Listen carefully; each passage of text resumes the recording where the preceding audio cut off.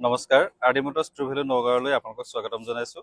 আজি আপোনালোকৰ কাৰণে লৈ আহিছোঁ আমাৰ ষ্টকৰ অন্য এখন গাড়ী। সেইখন হৈছে হণ্ডা আমেজ 1.2 লিটাৰ ভি মডেল 2019। গাড়ীখন চাওঁ আহক ভালদৰে।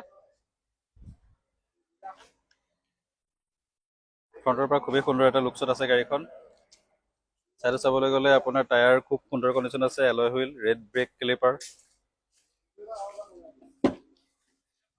কিলেছ entry, push button start stop, car play, সুন্দৰ চিট কভাৰ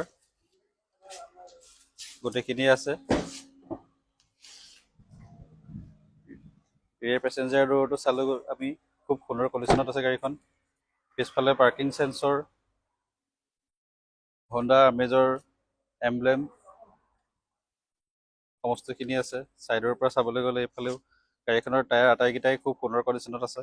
এপ্ৰক্স 90%ৰ ওচৰত টায়াৰ আছে। কোনো ধৰণৰ ডেণ্টিং বা তেনেকুৱা ধৰণৰ নাই গাড়ীখনত।